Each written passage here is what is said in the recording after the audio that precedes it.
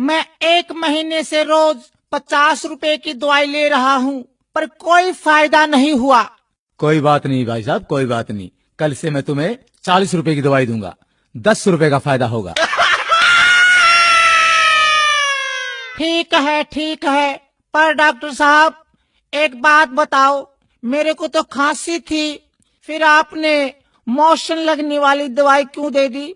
वो इसलिए तू अब खांसने से पहले 100 बार सोचेगा।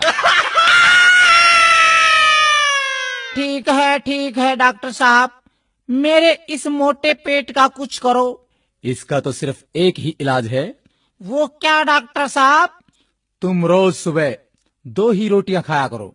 ठीक है, पर एक बात बता दो डॉक्टर साहब, ये 2 रोटियां खाने से पहले खानी है या खाना खाने के बाद में? ओहो, चल रोटियों को छोड़ो। स्वास्थ्य के लिए आप रोज एक्सरसाइज किया करो।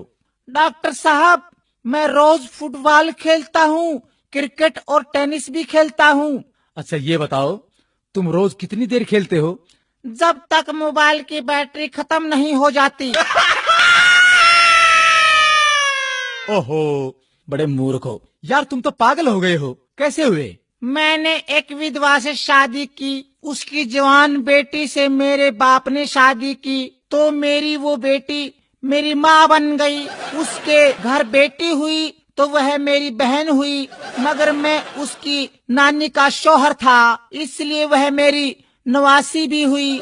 इसी तरह मेरा बेटा अपनी दादी का भाई बन गया, और मैं अपने बेटे का भांजा, और मेरा बाप मेरा दामाद बन गया, और मेरा बेटा अपने दादा का साला बन गया। और अबे चुप कर, मुझे भी पागल करेगा क्या? लो ये मैं दवाई लिखता हूँ। डॉक्टर साहब दवाई जरूर लिखो, लेकिन कड़वी मत लिखना। अरे चुप कर बैठ। डॉक्टर साहब दवाई जरूर लिख दो, पर कड़वी मत लिखना। रमत तेरी खातिर 1 किलो जलेबी लिख दूं?